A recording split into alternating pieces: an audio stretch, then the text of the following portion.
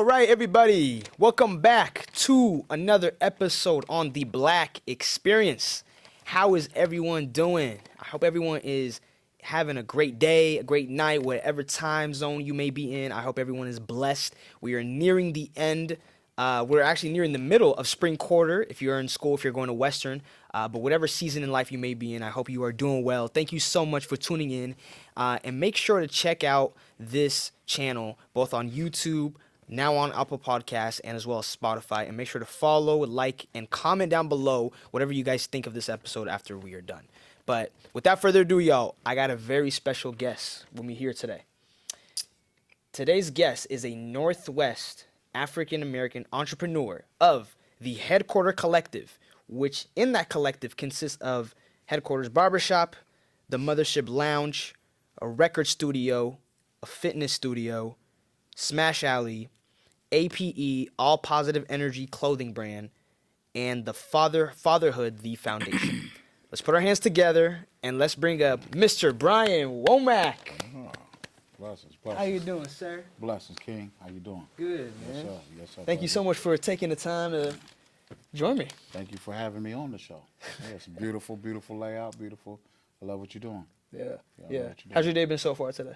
Wonderful. Extremely well. I'm alive and well. Family's good. No bad reports. We here. Yeah. We're walking into it. Yes, sir. Yes, sir. So I want to, before we even get started, I want to kind of just shout out a little bit of the clothing you got on, the hat you got on, APE. Tell me a little bit more about that. Absolutely. APE is our brand. Brand I started about 5 years ago with my children. All Positive Energy. It's the attribute of the Most High. A lot of people, have a problem with religion because of the name of the God, whether it's Allah, Elohim, Jehovah, you get it. So I snatched the attribute of the Most High. Never mind, what name it is, or do you follow the attribute, which is all positive energy. Whatever the God you serve, if it's all positive energy, I'm for it. So we came up with it. It was another way to put God on into merchandise, to give that positive feel to something you wear. And my slogan is, it's in me and on me. It's in me and it's on me. It's in me and on me. So if you see it on me, you know it's in me. So, and I'm constantly reminded as I wear this that, when I get to that point, that boiling point where I want to flash or smash or, when you got these Karens out here, whatnot, I'm always reminded by the And they're everywhere, aren't they? They're everywhere. But I'm always reminded, especially in Bellingham. Oh, yeah. Being African American, so. Or just, what do you call the male version of the Karens? Is it, I don't know. Jim, John, something yeah, I would like say that? John, but but it just I reminded myself. Sometimes I got to pull my own. I got the bracelets too, all positive energy. So sometimes I got to snap myself instead of getting angry. Remind myself all positive energy. Yeah. Don't let them steal your energy. Wow. So yeah. And then the all-seeing eye. The first time I saw that, I'm not gonna lie. The first thing I thought of, because every time I see it, is like Illuminati, the all-seeing eye on the dollar bill. What does that mean to you? This is spiritual. That's what they want you to believe. But knowledge is powerful. Knowledge is key. This is a spiritual thing that got my attention, and it's just that I'm woke. It's my pineal. I'm woke. My gland, my third eye is woke. So this just represents my third eye. Again, if it's on me, then if it's on me, it's in me. Yeah. So it's a reminder every day I wake up that, we're a creation. We're spiritual beings on an earthly mission. And so, this third eye is just, to be woke. It just represents being woke, bro. Yeah. It don't represent nothing but all that stuff. It just represent being woke to what's going on in my life right now. I really love that. I love that, and I'm the same way, man. I mean, every time I wake up, especially these days, ever since COVID, I've been taking life like really enjoying it as much as I can, because like every day is a blessing. You better. Tomorrow's not promised. I mean, even a minute from now is not promised. You hear So, it? Yeah. So, yeah. There's a good slogan that while I was in transitioning, and we'll get into that later on, but there was a slogan I always had to remind myself every day. Yesterday's history, tomorrow's a mystery, so be present. Wow. Yeah, be present. Present in the moment. Yeah, in the moment, and every day is your birthday. Yeah. Yeah, you birth a new day. Every year is your born year. So, we changed the verbiage up, and we'll get into that, on my spiritual journey. my verbiage changed as Yeah. well. So yeah. Okay, let's do it. Let's Yeah. do it. So, Mr. Womack, how about we start a little bit about your background? If you want to just tell us a little bit about life, of your upbringing, a little bit, and how your journey was coming up here To Bellingham. to Bellingham. Prior to Bellingham, well, let me just start with my childhood. I grew up with a mother and father. Shout out to James Ramona Womack of 53 years together. Yeah, since we've been That is a blessing. a super blessing. My mother was a praying mother, a very, very religious mother, and she was from Mississippi, so she was hard, a little harder. You know, we knew about whoopings, the switches, the belts, the things of that nature. My father was a 6'4" gentle giant. Is a 6'4" gentle giant. I think they say he says less than 100 words a day. You know, now that he has grandkids, it's a little bit more, but and great grandkids. But he was a gentle giant. He was a father that worked. I have two siblings. I have an older brother, Mark Womack, who was a very successful rapper out of Washington State, the first rapper to ever sign a major label out of Washington State. Wow. So that's where the music connection comes in. Yeah. Me being his second youngest brother. Uh, um, he took care of us. My dad took care of the three boys. My dad ran a boys club, sort of like how I run the collective. And growing up, we were a part of the Boys and Girls Clubs. This was prior to gang members and drugs and stuff. And so we had a father, and he was on us. But he was a father that taught male morals to us. You know, how to be men, how to, I remember the first thing he said to me that stuck as a child was, "You and your brother better not ever fight over a woman." And he didn't say it like that. He used the PU word, but he said, you better not ever fight over some. You know what I mean? It's a dime a dozen. And no, he said there's plenty of fish. No, he said you and your brother better not ever fight over a woman, and don't ever try to kill yourself over a woman, because there's plenty of fish in the sea. And that was just something as a father. When you hear things like that as a father, it gives you, when you come across that path and you're reminded of good words your father said or things like that. We had that father. And my mother was just the real, the prayer. She prayed every morning over us when we went to school. All day long she prayed, and she was a spiritual warrior. She still is. So that's where my background comes up, from being so spiritual and still being a father figure in my children's lives as well. Wasn't the best student in school. Excuse me. Kind of a class clown. My education, I just couldn't learn. At about 8 years old, I had a head injury, a traumatic head injury. Man, what happened? So I was at my friend's house, Marvin Dickerson, me and my little brother playing, and I was on a tire swing, and they were, the tire swing hooked to a big Oh, you're tree. sitting on the tire and you're swinging? Yeah, off Okay. the branch, but the tree stump is here. So the gravity's pulling me back, and they're spinning. We're laughing, and kids. And I hit the tree stump. Gravity, I don't know what the force was, whatever, but I was done, pretty much dead.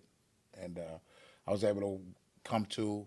I walked home with my family crying. The world was spinning, and it spent for like probably 48 hours until I went to sleep pretty much. When I woke up, shit was still spinning. So it was a major injury. A black father. Shout out to my black father.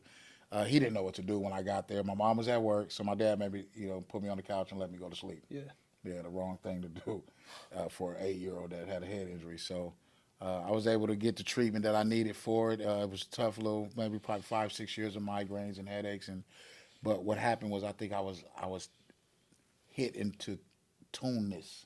Whatever happened is the reason why You are the way you are right now. I am the way I am today. I dream different. I have visions. I see days, deja vus. I have a lot of deja vus and things like that. I'm very spiritually connected. I'm assuming you don't believe in like things happen for like a coincidence. Like you believe things happen for a purpose? Yeah, I believe in God incidences. Romans 8:28. I'm a very biblical, scriptorial, if that's a word, type of figure. So I know my scriptures. The word became flesh in me. But yeah, Romans 8:28 says, "For all things happen for the good of those who are called according to their purposes." So even going to prison, even to being shot in the booty or shot in the leg or shot in the arm, to other people that's out there going through situations and stuff like that, everything happens for a reason. And so I'm a strong believer of that, being what I went through in my journey. So I want to shout out first of all both your parents, but especially your father, giving you and your brother that talk. Like that just shows how important a father figure is in a child's life, especially Absolutely. a man. Absolutely. And my father didn't let us gangbang. We grew up with so because of my father, Jim Womack, he was a big pillar growing up in our community. He was a basketball player. He played against Ahmad Rashad back in the days, and he was real. He could have went to well, he went to college. He could have went to the NBA. He could have went professional in boxing. He was a professional boxer, uh, um, but he chose not to. And we asked him. I asked him as we got older because I heard all the stories of him being one of the best boxers in Washington State and one of the best basketball players to ever come out of Washington State back in his day, Lincoln High School, and I think it was like the maybe '60s, early '60s or whatever. Wow. But Dad, why you didn't go pro? Yeah. And what he told me, he was like, I would have never had you guys. He said I would have never been around for you guys. Wow. And so that was deep for me. And my dad wasn't, he wasn't the best dad growing up as far as these women and things like that. Dad had girlfriends and women loved my father because he was just a jock, So, but he chose my mom and they worked. They did their thing, and but that's the reason why he told us he wouldn't. It would have been 10 times amplified. He would have compromised his integrity. He would have went sold out if he would. He said that. So he chose to stay home and be a father and work at 8 to 5 for the family. So that's something that That's quite the sacrifice, man. man. Yeah. I was like, you should have went to the motherfucking league. Would you done that if you was in this position? yeah, we could be rich, Dad, but again, you never know. You know what you got to sacrifice, and it could come later on in generations. And we seeing that now with Puffy and the stuff that's going on with his family. So, yeah, I just shout out to my dad for being there for us, and for him being a father figure, so that all his kids all have kids now, boys predominantly, are able to raise our boys. Yeah. Like my father raised us. So, yeah, for the shout out to fatherhood, the foundation. Shout 'Cause out. that is the only foundation. I see the motivation now while you Yeah, came up with that. You hear me? So yeah. Okay, so that's a beautiful background. So what did that journey look like then, coming up to Bellingham, such a small town you came to? So Bellingham was just different. Prior to Bellingham, I was living in Vancouver, BC for about 25 years. Prior to the fall from grace, my fall from grace. Coming to Bellingham was just, I can't even explain it. I just ended up here. This is where my spaceship landed. I was looking for a spot to get out of Tacoma. I grew up in Tacoma, Washington. I don't think I added that in there. On the hilltop, Tacoma, Washington, during the 90s, 80s and 90s. And during the 90s, it got difficult. Crips and Bloods got really bad. And we were able, again, I was saying a little earlier, we were able to be protected because of my father and who he was. And growing up and him running the Al Davis Boys and Girls Club with the who were predominantly Crips back before. That's where all the Crips come from, the Hilltop Crips. And but we were able to, because my dad was like the father to all of these kids that didn't have fathers at the Boys and Girls Club. There's a plethora of them. Lots of them are dead. Lots of them are locked up. Few of them are still here with us through that gang era, that genocide. So my father was like a father to these gang members that grew up. So these gang members were like brothers to us. So it was like, you guys get a pass. We're not gang members. We're Womacks. Yeah. And so that's how we survived Tacoma growing up. So moving forward, I wanted to, prior to coming home from my transition, and we'll talk about that in a minute. I use the word transition loosely. And I like that better than what the word that people like, incarceration and things of that nature. But I was looking for a spot to open my horizons, my business opportunities. I was tired of just being a barber in people's barber shops, and I wanted to be. You're gonna do something more. I wanted to be. I had a vision, and everything that I have today, I manifested during my transition away when I was out in the desert. And so everything that I manifested back then, I have today in front of me. But it took years and years and years of manifesting and waiting and things of that nature. So I I was looking for another spot. I was ready to get out of Tacoma because Tacoma to me is like crabs in a barrel. There's too many of us, African American young men, young barbers with 13 barbershops all in the same block area type. You know how they do the black churches, block, black, black. So I went to L.A. first. I went to Vegas to look for a spot To do your business. to do my empire. L.A., Vegas, Atlanta, Phoenix, and came back home. My god brother who was running the studio here in the building that I'm in, all praises due to Chris Washington, aka Knucklehead, real talented musician. Had went to L.A. To do some music with Jamie Foxx and Faith Evans, and he passed away 2 years ago, 2.5 years ago, in L.A. So me never even being in Bellingham ever, just from Canada back home. You know, I never stopped in Bellingham but for gas. For years, 25, 30 years, just never even thought about being out in Bellingham. I just knew it was all white people out here. That's all I knew, colleges and white people. And so my brother, god brother, ended up passing away. Months later, I come to a reunion, a memorial for him, a party, and I come to the building. I see the roses and everything outside. You know, they're still mourning him. It's about 5 months later, 4 months later, they're still mourning him. And I asked what were they doing with the building, and I peeking in through the window and stuff, and it was empty, and there was like nothing. I was like, well, where's the landlord? Who's the landlord? They was like, oh, this is what his name is. So like some of his friends introduced me to the landlord. I told him, listen, this is what I have. At the time, I think I had about $14,000 saved from COVID, like good years of COVID and checks that was coming in, and then I was out there hustling my clothing line. I had just started APE, so when I was going to these other cities, I was taking my clothing line with me, selling stuff. So I made a good penny in during COVID. Yeah. So 2021, I was out here and I went to talk to the landlord, and I told him this was my dream. I don't have credit. I'm fresh out of prison. This is my dream to open up something this big. This is what I would like to see. And he was like, I like it. Here. He gave me the key. No deposit, no security checks, nothing. Just gave it to me. And I came up here with my car, my dog, one barber chair, and one mirror. And set it up with my clippers and went to work. And this was 2.5 years ago. And I haven't looked back. You know, Man. I And haven't- now where's the barbershop?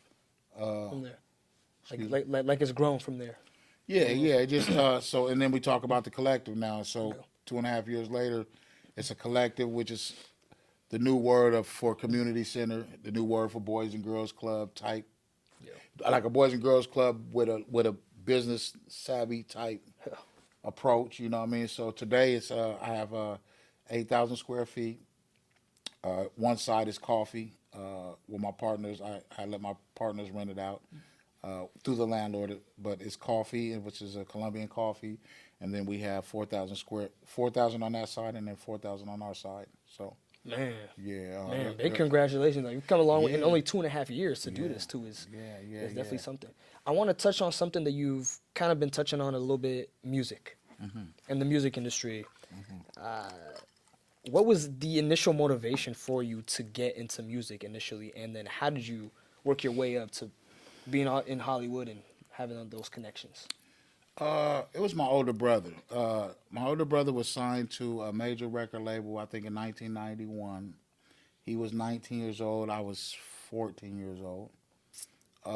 The record label was called Nasty Mix Music, which was Sir Mix-a-Lot. He was the first gangster rap artist on the label with Mix-a-Lot, and that was Nasty Mix Records. And he just, you know, he was back then. That was when your NWAs were coming out. All your new groups. This is Wu-Tang was fresh, and you know all the rappers that we know as OGs and legends today were fresh right there. There wasn't no You Snoop talking Dogg. Jay-Z? No, they wasn't even around. They yet. weren't around Yeah, then. we talking NWA. We talking Tone Loc, Tupac before the Tupac the Apocalypse. Brenda Got a Baby. My brother was on shows with all these guys, and he would go to a lot of the Jack the Rapper conventions and stuff like that. And then he started to grow. He started to get a name. He started out with America's Most Wanted. They had some friction with Ice Cube about that. Yeah. Because Ice Cube was, and so my brother had to switch up that. But he's been in the music business. He's been a producer and artist for about 35 years. He's still in the music business. Shout out to King Wojak out of Tacoma. Now he's running his Def Gyms as well.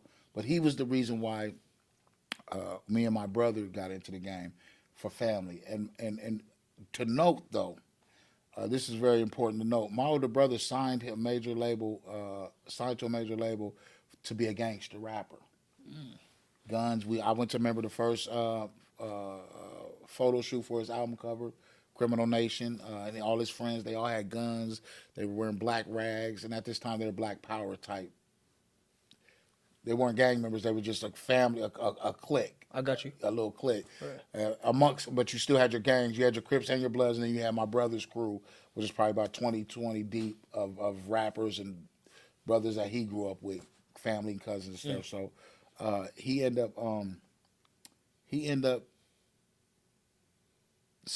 up signing to be a gangster rapper. And in the midst of all of this, probably 6 to 7 months, maybe a year in, he just stopped and went pro-black. Like Common, like Paris. Back in the days, it was Paris and EPMD, and he just went from NWA, that genre, a group, and just got out of it. To a whole nother lane. Dropped the guns, kept the guns, but more on a political Black Power thing. And his first video was "Excuse Me, Mr. Officer," I believe. And his second video was Black Power Nation. And Black Power Nation got a lot of recognition in Washington State. But Cube 93 blackballed them back in the days. And there was another radio station that blackballed them in Washington State. And so, that music wasn't accepted back then. Yeah. That uplifting Black Power Nation music. So what made him shift, like go from one lane to another? I don't know. Again, I would have to equate it to the story my father told us. He didn't want to compromise his integrity. And we didn't grow up the best. We was in the hood. We did a lot of stuff in the hood growing up. We was bad kids. We just had good parents. Where we wouldn't go too far to the left. Yeah. But we'd be right there close enough to the edge some days. And we was blessed. We had a hedge of protection that woman that prayed for us all the time. Yeah. We had that on us. So I don't know what made him go other than he was like, it just wasn't for me. And it was like an epiphany. Bro, I asked him this question, like, bro, why did you, again, like my dad, didn't even know that this was same type of relatable, bro, why did you just quit? You was winning with the gangster rap. I mean, I was winning. I was wearing all his clothes. When he would go on tour, I'd have access to his closet. You had the dress. I would steal his Impala on Dayton's. He had cars. He was winning. He had jewelry. He had everything. And I'm like, bro, why did you stop that? We could have been rich. We could have been rich, yeah. And again, to whom much is given, much is expected, even in the music business. So if they give you something, they gonna expect. So, and it could be your kids, it could be whatever that they want. When it's time to pay the piper, you got to pay the piper. So with that being said, he just went a different route, and we became independent after that. And he began to. He started his own new label, Just Cash Records, with one of his friends. Shout out to Boss Curtis. And they started their own record label, and he was independent after that. And he did his own thing. And he's still doing it today, and he has his integrity. What do you mean by that? What do you mean keeping your integrity? Because I mean, integrity, obviously, doing the right thing, even though no one's watching. But in the context of Hollywood, in the context of the music industry, what does that mean to you? So a lot of people hear about selling your soul. We sell your soul, he sold his soul, she sold her soul. What that actually means in layman's terms, in everyday terms, so that you can understand it, is that when you compromise your integrity, that's your soul. So to compromise your integrity, if a man came to me and said, Womack, I want you in this, I want you and your family to represent, I'll sign your record label. Sure. I'll sign your brother. And that's what I was telling you about the Will Smith thing, when I met Will Smith briefly in L.A.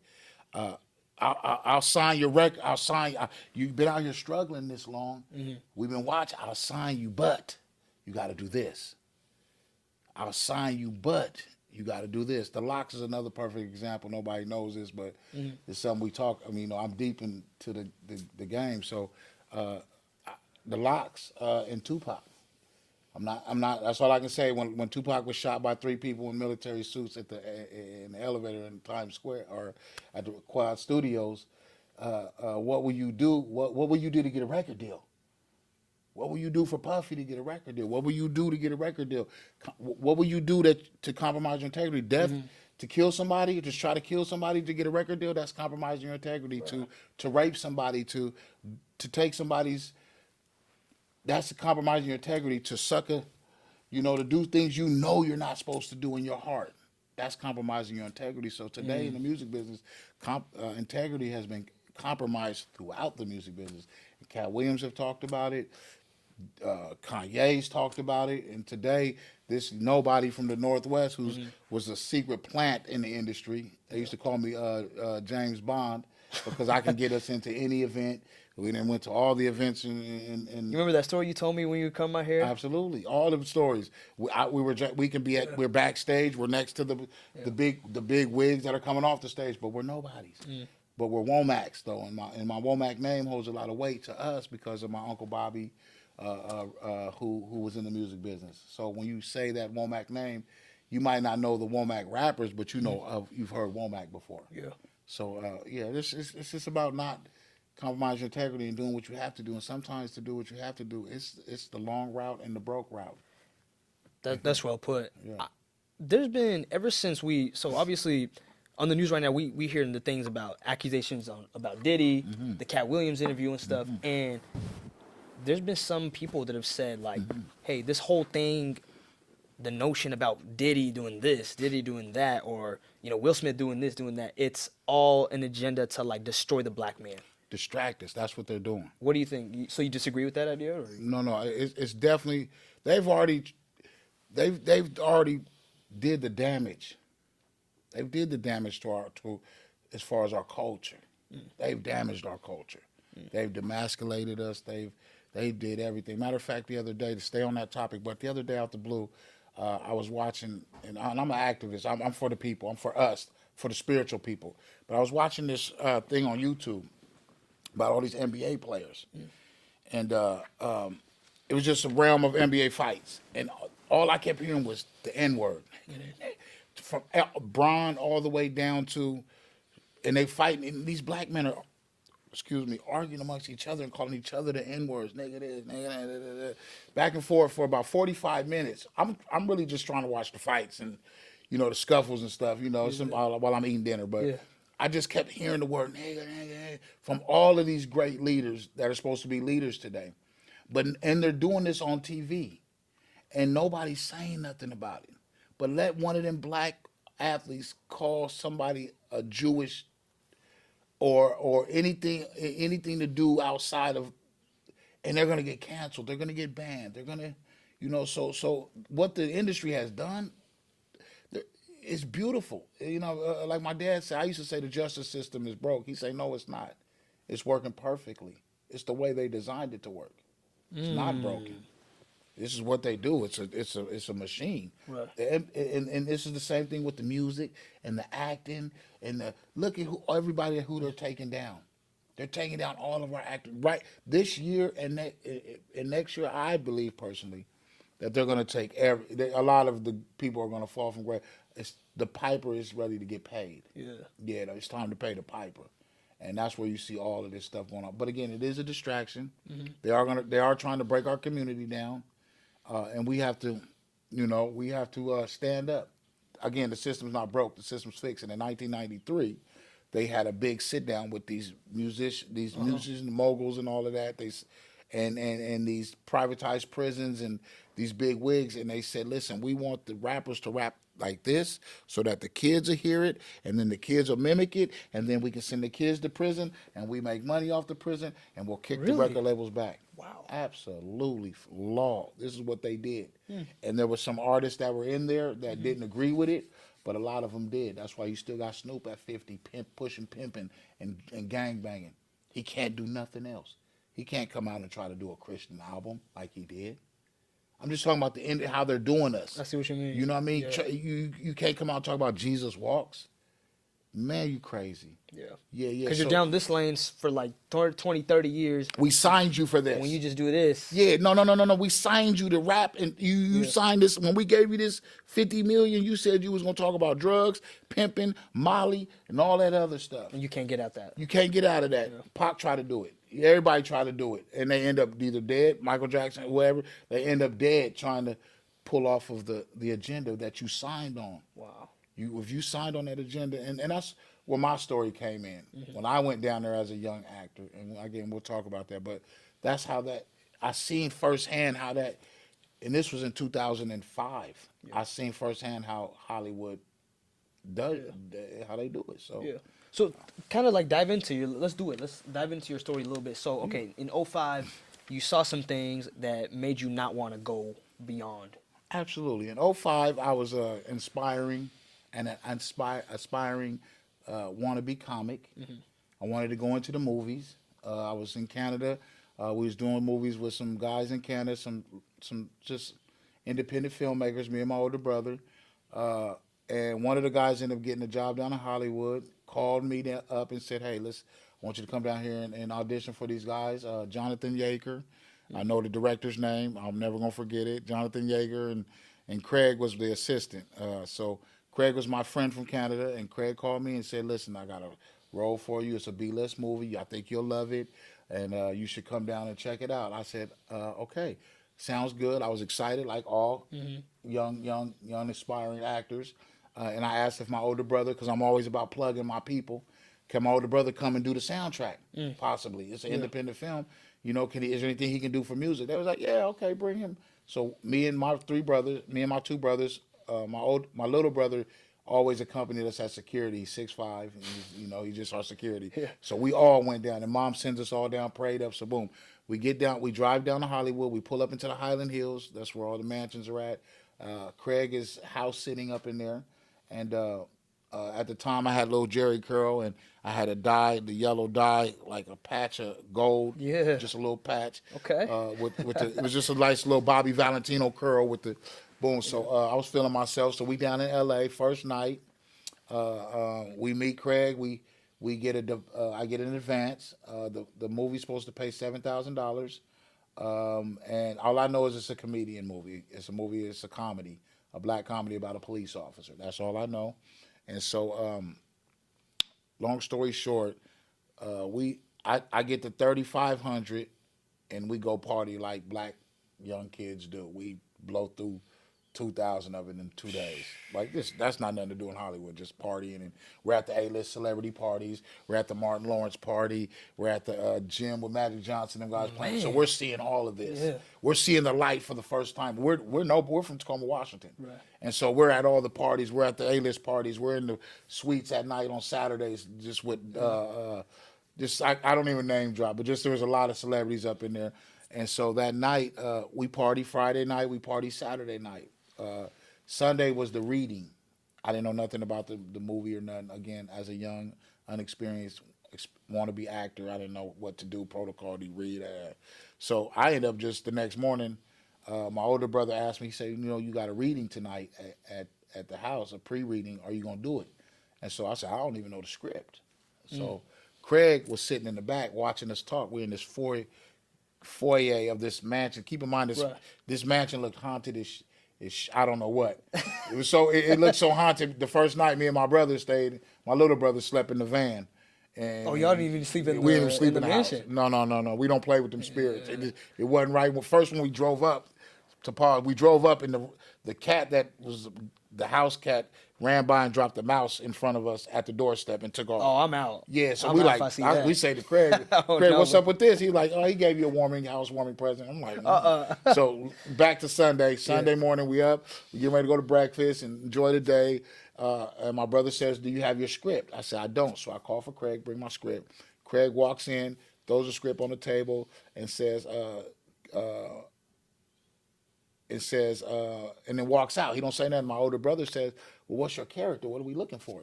I said, Craig, who are we looking for? Who am I? He was like, Blair, chapter 2, scene 1. So we go to chapter 2. My brother goes to chapter 2. because I slide it to him. We get to rolling up on me and my little brother. And, Mm-hmm. you know, we talking about last night and all the fun we had. Ran into Jamie Foxx, got into a little beef with Jamie Foxx, trying to steal our I girls and saw stuff. you. I Yeah, remember you yeah, telling me yeah, this. yeah, yeah. Jamie Foxx was hating on us, and so you know he did it the first time. The second time I stood up to him a little bit, so he, you know, whatever. So we talking about that night, and so my brother says, my older brother reading the script. He say, I say, what's good, Whoa? He like, ooh, what did he say your name was? So Craig on the way out, he said, second chapter, first scene, your character's Blair. And then, so now we have my brother. He said, what did he say your character was? I said, Blair. He was like, I said, what you saying? What you mean, whoa? So we done paused this conversation. I jump over. I was like, let me see the script. Yeah. So I look at the script, and the name of the movie is called Packing Heat. I don't know nothing. Packing Heat. It's a police movie. That's all I heard. Okay. And so it's a comedy. So I go to the scene, I read, and I'm like, and verbatim, this is what it say. Camera pans down on Blair, chasing a fugitive, wearing halter top and tight and Daisy Duke pants. So I'm like, yeah, I'm chasing a fugitive. He like, go back and read what Blair wearing. And I'm like, halter top and Daisy Duke, what's that? He was like, he grabbed his shirt and he twisted it, showed his belly button. I'm like, oh my God. And then I was like, what's Daisy Dukes? He was like, you know, Daisy Duke from Duke Boys, them pants, booty cheeks. I'm like, oh my God. So I was like, man, this is, what type of movie is this? So we go back, we read about 20 minutes. I'm like, man, this might be slow, soft gay porn type movie, gay movie. And so I called Craig, and Craig come back. So the movie was called Packing Heat. And so I'm like, Craig, what type of movie is this? He was like, well, you know, it's a movie about if the world was the other way around. If liking a man was normal and liking a girl means that you were gay. I'm like, oh, bro, I don't know about this one.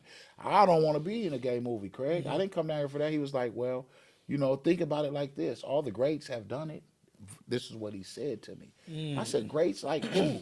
Because my greats is Richard Pryor, Eddie Murphy, Martin Lawrence, you know. Big comedians, yeah. He was like, well, Will Smith started, and he said, don't look at it like that. It's a B list movie. It's like a C list. But you want to get to A list actors, so sometimes you got to take the C. This is what he's saying to me verbatim. I'm like, huh? Again, I don't know Hollywood. It's my first time ever in Hollywood. So I'm like, I don't know about this, Craig. You know, I'm 100%, you know, I don't want to be around no, at the time, I didn't want to be around no gay movie. So he said Will Smith did it. He named all the other actors that did it. And at the time, I'm like, I don't believe you. But looking back at it, he was right. But I said, I don't want to be a part of it. So long story short, I didn't end up getting the movie. I had to do the reading. And this is where they get you. This is the catch. And Hollywood knows this. And Cat Williams they know this. When you got to read in front of the team of directors and stuff like that, they're recording shit live. So imagine you having to read to me, somebody having to read to me and you right now and read gay parts or do gay things, get down on their knees and They're all watching. they're all watching and they're recording. So Yeah. they have this stuff. So if you're willing to compromise your integrity and take the part, compromise your integrity and get on your knees and pull this man's thing out to be in this movie. I didn't have to do it, but I'm just saying that they went close enough to that. But these are the things you got to do. And they have this. Compromise, yeah. And so if they know you'll go this far, Right. we got them. Yeah. You know what I mean? So I ended up having to read. I said, I'm not going to read with nobody else. And at the time, I was homophobic. It was 2004, 5. I was homophobic, so I didn't want to be around none of that shit, to be honest with you. So I'm not homophobic no more. You know what I mean? I grew out of that as a kid. I was a teenager, or I was a young adult. So I grew out of that. But at the time, I did the reading. They did something that was inappropriate to me. I called it out, and I told them if it happens again, you know what I mean? I'm from the hood. I'm from the streets. I don't play like that. So So that was that was it. And they asked me to give the money back. And again, Hollywood knows this. I said, there ain't no money left. You know what I mean? But I need that other half you guys promised me. Well, you don't get that other half. And if you don't do the movie, you get blackballed. You get 86 or whatever they call it. And I just said, well, shit, put me on the list then, because I ain't never coming back. And that was it. And that was it. Never been back to Hollywood for Hollywood. Wow. But I've been back for music independently with my family and stuff Right, like that. So right. that's how we move. Incredible. Yeah, journey. but it is true. Again, too, I was telling you about the Will Smith situation. that was weird for me out there when I was out there during that time was we went to a party that weekend. It was the Brat and the Brat and Kobe Bryant bowling party, and I was approached by Will Smith and Jada. And at the time, again, I didn't know that what I knew today about the entanglement situation type stuff. But I remember being in there, being sitting next to Brat and Tina Marie, and Will walked up just to me and stood over me, and I stood up, shook his hand, gave his wife a handshake, Miss Smith. I said, "How you doing, Miss Smith?" And I asked Will to take our CD, and he said, "I can't take your CD, but give it to my manager." And he was just looking at me, very hungry-ish, but I didn't know. Hungry. Hungry, like why? Like who am I? I'm not a rapper. I'm not even known. I ain't been on TV or nothing. Why would Will just walk up to me out of all the celebrities that's in the building, walk up on me and shake my hand? And I didn't know if you wanted me to ride with him, roll with him. You know, at that time I'm young. I could have been, but I think I had a little bit more. You're like in your early 20s right now? Or Yeah, I'm 20, about 20. I'm about 25, 25, 26. But that lion in me, you know, I think he felt it when he came up and seen. Maybe if my talk would have been a little soft, you know, hey, Will, he might have, you know, got down with me, or I'd have been a little softer. But I was more I was on my promotions. I was on my record label type thing back then. So I didn't know that I could have possibly been a victim. You know what I'm saying? So yeah, now it hits me knowing what I hear now. Like, damn, was that for me? Yeah. You know. So again, I compromise my integrity. I know about, and so that's something I wouldn't do. Wow. Yeah, in Hollywood, I wouldn't condone that. I wouldn't want nobody to go to Hollywood and do movies right now. What a journey. What a story you've got. But and I wanna kind of transition to you. You know, you said you haven't been back to Hollywood for that particular, but with independent family stuff. Speaking of family, I still remember Black History Month event that we went to Hotel Leo. You ran it. You ran the event, and I remember seeing your family came on stage and they did the Black National Anthem. If I'm not mistaken. Tell me a little bit about what does family mean to you when you hear that word? Family, DNA. Yeah, DNA. My DNA goes deep. You know, I thank God for my ancestors. I know I don't come from a family of slaves. If we were slaves, we were runners. Yeah, my family ran and got up off, and then it just is what it is. That's just it's my belief that family is everything. My foundation is fatherhood, and just family is your last name. Sure. Yeah, family is your last name. And one thing my father did instill in us as young men is that your last name is worth more than gold. Yeah, your last name is worth more. I didn't understand that as a kid, but today I understand that Womack is important. That's why I can't shake Womack, even though I have a different name legally. Womack is who I am. It's ingrained, it's engrafted in me through my grandmother, my grandfathers, and my family. My dad's who carries the Womack name is like he has 6 brothers. Wow. And so they all have boys and family members. So we have a big family in Tacoma, Washington. Yeah. So family is everything, and it's like, but also too, family are the ones inside of that family. My family are the ones that do the will of the Most High. Yeah, do the ones that do the good things. You know, I have family members I have a big family on both sides, but the ones that do the right thing is the one I consider family. You're not my family because you're my blood. You understand what I'm saying? You're my family because we do the right thing. We believe in the same Father. We do what the Father wants us to do. So that's just my teaching, and that's how I try to teach my kids. Yeah. Our last name is everything. That's all we got. And if people see like perfect example, when I'm in Tacoma, people see me. I guess I'm my dad's twin. Out of all my kids, I mirror my dad. So when people see me, they be like, "Are you Jim Womack's son? Or are you James Womack's son? Man, your dad was great, man. How's he doing? 70. He's still alive. Oh my God, he was this and he was that. And back in the day, he was the shit. And that goes a long way. So now my kids hear the same thing today in Bellingham. Yeah. From the police and stuff. When the police pulled my oldest son over a couple weeks ago, they're like, we know your dad. And it was like, did you run from us because of of us, or because you were scared, or because you were scared of your dad? You know what I mean? So to have that name that is good, and I never wanted to shit on my father's name. Excuse my Yeah. language. I just always wanted to impress my father. Yeah, I love my mother. My mother's gonna love me regardless, Yeah. and I'm gonna love her. But to impress my father, every father wants his son to play basketball, wants his son to be big like him, to carry on the dream. He didn't care, pass the Continue that torch. legacy. Yeah, Yeah. pass the torch. So Exactly. I always wanted to pass the, and I couldn't do it in sports because I didn't have the brain power to do it. To stay focused. My older brother did it with boxing, followed after my dad with boxing. He did real good with that. But I was in my own. I was a if my mom was to sit here and tell it right now, if I was to call her up and say, "Mom, real quick, just say what type of kid I was," she would say, "You took the air out the room when you was born." Because I was a child that was planned.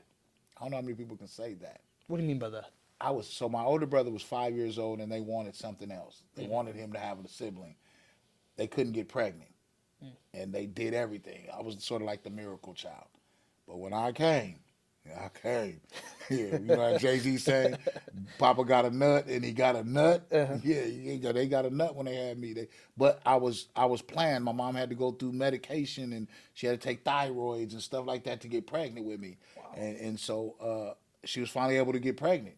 And then here I come, and then after me, 2 years later, my little brother comes. But I was the one that demanded all the attention in the family, in the house.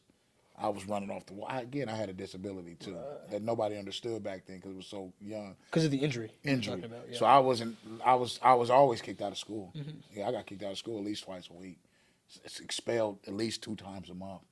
Yeah, I got denied Christian schools. Like I went to every school damn near in Tacoma, Washington. Middles, elementary. I think I went to 3 elementaries.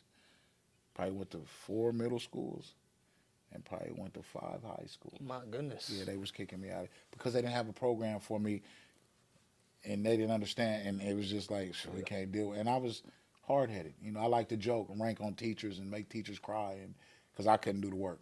You know what I'm saying? Goodness. Or rank on other kids to keep them distracted. So you ain't gonna pass if I don't pass type. I was a my class gosh. clown pretty much. Yeah. So You're just like if I'm going down, you coming down with yeah, me yeah. type of I'm just thing. gonna have a good time. You know what I mean? So I was in a whole bunch of behavioral classes, bro. Like classes with real criminal kids. Like I wasn't that. I wasn't that. I was bad, but I wasn't what you guys. And so that put me in that class, made a monster out of me going into high school. And so just. But I had a mom and dad. That's the only thing that saved me. On God, I had a mother and That's your father mom and dad. Yeah. that fought for me. Yeah. Yeah, yeah. They knew when I did wrong, and they knew when I didn't. Wow. And sometimes, a lot of times, the school would lie on you. So, just growing up with that family, and just being able to be a part of a good family, I think is what saved me and all my brothers. Wow. Yeah. Beautiful. It's a Yeah. beautiful put. Mr. Womack, as we're kind of wrapping up the podcast, um, you know, to future people, to the younger generation, pretty much, that are aspiring, let's say, to maybe go to Hollywood, or it could be to start their own business, their own clothing line, whatever it may be. What advice would you give to that kind of person? Man, I'm gonna just say be yourself. In 2010, I was wrongfully in prison, but rightfully placed for a crime I had nothing to do with in the United States of America.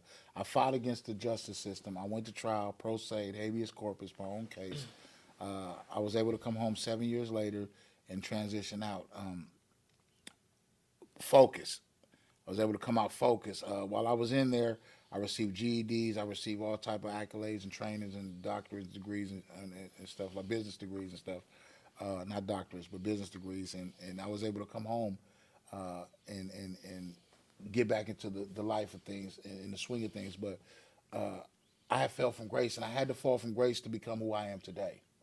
I didn't understand it when I was going through it. Nobody understands the pain when they're hurt, but the fact that they get through it, if you can understand that one day you'll be pain free, is what I came about. So moving forward, just moving forward in everything that I've done since I've been home. 7 years, started an empire with my kids, running the music, running the sports, running everything under this collective. I always tell all the kids that I work with, and I help a lot of at-risk youth. My foundation, Fatherhood, the foundation, works with fathers coming home from prison, acclimating back into society successfully, like myself, mirroring my program that allowed me to come home and stay out of prison and stay. No, I haven't been stopped by the police in 7 years. Haven't had no. So I try to get these transitioners to come home and implement into this society successfully. That's a tongue twister. I always do that. Transition successfully back into society. Society successful. Yeah, Success. yeah. So that was funny. That's gonna be a blooper though. But this, We'll put it right in the beginning too. right. That's how we're gonna start the podcast. But I like to tell people, man, just do you. Let the universe do you. Let go and let God. That's what that means. Just keep doing what you're doing, and you know if your integrity is being compromised. It's an alarm system it's innate. It's in you. Like if I burn you, you're gonna be like, Womack, that's hot. Yeah, the same thing. But Womack ain't. That's how the Father speaks to you, and sometimes you can ignore it or you can move, and that's just some spiritual things. But I tell all the kids, do you. I tell my son. I was saying that before I leave. My son, in prison, I had 2 months before I was getting ready to come home, I found out my son was gay. My firstborn son was gay. I got to call my family, had a tuition, called my dad, asked the question. He told me the truth. My mom screamed, cried, he's not, trying to protect us. They didn't want to hurt me in prison. Like they thought that would hurt me. And I just was confused. So coming home, I wasn't in my son's life as a father. I didn't raise him. He was raised by his mother and his grandmother and his aunties. So he ended up getting married. I got the call. Not only did I find out he was gay on this phone call, my dad was like, well, that's not even the kicker. I said, well, what's the kicker? He said he getting married a month after you get home. I said, to a man? He was like, yeah. So I'm like, ooh, and so I had to deal with this. I had 2 months to deal with this before I released from back into society. Right. So I didn't know how I was going to deal with it. Yeah. But when I came home, I had the conversation like every father. I tried to deter him from making that decision. I used scripture upon scripture. You going to hell with gasoline draws on and da-da-da. It wasn't budging. And something just came over me where I said, you know what? I'm going to accept you for you. And because I wasn't there in your life to be the father you needed me to be, I'm going to be the father you need me to be to walk you down this aisle. Oh, wow. And I walked my son down the aisle and gave him away to his husband. As a black father, if you know anything about our culture and our community, this is rare. So I did that. I gave him away to his husband, and they've been married for 7 years. They got married right when I came home, so they've been married for 7 years, going on 7 years. But one thing I tell my son, you are not gay. You are who you are supposed to be. I don't like the titles and labels and logos, and you are Trey. I tell him this is who you are. If you want to be classified in that LGBT community or whatever, that's fine. But who you are is who you are. That's what I tell these kids. Don't try to be something that you're not, because that's compromising. You can be gay. You can be trans. You can be queer if you want that label. But at the end of the day, you're just being you. So my information, you're being you. You're not being gay. You're just being you. That you like. That's what you like. That's what you like. That's how you dance. If that's what you want to wear, that's who you are. And so I deal with a lot of kids in the gay community with this and through my collective. Right. Yeah. And transitioning kids. Yeah. I've lost a few to suicide and drugs over the last year. So the information they need to know is that it's okay to be you. Yeah. I love you if you love you. If you don't love you, I don't love you. Wow. I can't love you. You know what I mean? Because you don't love yourself. So a lot of these kids coming up, a lot of these young entrepreneurs, all positive entrepreneurs that's coming up under me, I'm giving them the tutelage. I'm giving them the knowledge of self. This is who you are. Now, when you have knowledge of self, like I was telling you, when you know that you're the God and you're the master of your fate, you are the director of your destiny, that means that's you. Yeah, so that's how we got to move forward. Get out of this labeling and get in this spiritual movement, which is love everybody. I love you. I love the people that I don't see, as long as they're working together for the common good, and we're going to be all right. But if you try to go against the grain for any business, I'm talking about these drug dealers, You think you selling drugs to the Nipsey Hustle effect? I call it. You think you can sell drugs and go get a building? It don't work like that. It doesn't work But like the that. industry make you think it work like that. Sell enough drugs to get you a building like Nipsey Hustle. But how many of them people fail before they get to that point? Right. And how many people are in prison today because of that method? Yeah. You know, so our job is to say no. What God got, what the universe has planned for you, is what the universe has planned for you. And be yourself. Be yourself, man. And Because you wait can't be for it. anyone else. Yeah. Wait for it. Beautifully put. Mr. Womack, thank you so much. It's been an honor. Before we close out, where can people find all those businesses that we shouted out? The Mothership Lounge, the barbershop, all that good stuff. Yeah, so we're in Bellingham, Washington. We're downtown Bellingham, Washington, on Cornwall Avenue, 1211 Cornwall Avenue. You can find us online. I am also, I must toot my own horn, but must give praise to the Most High. I am the first African American in Whatcom County with a liquor license lounge. Wow. And it was hard to get as an African American, but we did that. Congratulations. Yeah, we that is did that. a huge accomplishment. Yeah, and I didn't even realize that until the newspaper called and told me this. You know, because I don't keep stats. Yeah. Yeah, I was just trying to get a liquor license. But today we have a liquor license in the barbershop that under headquarters. We have the lounge in the back, which is in a community events center that you can come rent out the lounge if you want. It's a full bar, dance hall. We had Takia in there a few weeks ago. Yep, we had DJ in there. Yep, and so and it's open for our community. And to put it out there blunt, it's for us. It's for the BIPOC community. So if you're a BIPOC community citizen or anything, check us out on Mothership Live BHAM. Book the night, corporate parties, birthday parties. It's yours. You know, especially if you're a BIPOC partner of ours in the community. You got good things going on. Please bring your business to us. If you're students, we're getting ready to do the comedy show, the Western Wednesday comedy night. I heard about that. Yeah, we're getting ready to start that. We're looking for comics. You know, if you know comics out there that's on the campus and want to give it a shot. Oh, I know one or two at least. Yeah. And it's just growing. We're going to grow together, you know. Yes, and we're going to all just have fun. And that's what this is about. I'm trying to build a community in Bellingham, Washington with everything that we have going on. And I'm looking for a lot of other BIPOC community members and businesses as well. We got a lot of stuff going on this year. With the Evergreen Music Festival, that's ours. We got the Father's Day parade. I paid for a carnival, so this is gonna be a real carnival. So many good fun events coming up. Huh? It's gonna be a good year. All praises due to the Most High. So yeah, just keep praying for us, man, and just let's just keep growing. Let's keep networking. Let's keep doing it. It's called networking. That's it. Well, y'all heard him. Tap into all these businesses. It's on Cornwall Street. You know, I actually got my last cut from Not this Mr. one. Womack. To take care of my hair, you know, but it was. He need to get back in the shop. I'm gonna get back in the shop because it's been a few weeks now. But he's the man. Y'all tap into all the businesses. Great spot, you know. And if you're a comic too, come to the Mothership Lounge. What's up? One more thing, because we got so much going on. I am a barber of 30 years in the profession. Experience. And I am opening up September 9th, the first African-American barber college over on Bakerview. Ooh. Yep, we're taking applications right now. We need students. We're going to be out there. We're going to be my goal is to raise enough money to send 10 kids off the street, at-risk youth, to my barber college, show them how to cut and get them out there in the chairs. And you know, it's a beautiful business. Barbering it's been great for me. There we go. Yeah, it's been great for me. Well, y'all go get it, man. Y'all show Brian Womack some love, you know, tap into the attire, APE, all positive energy. Yeah. There we go. Show them. Yeah, one time. Most importantly, man, hope y'all enjoy this awesome episode, and we will catch y'all on the next one as season 4 rolls on. Till next time, guys. The only hood. Yes, sir. Yes, sir. Peace.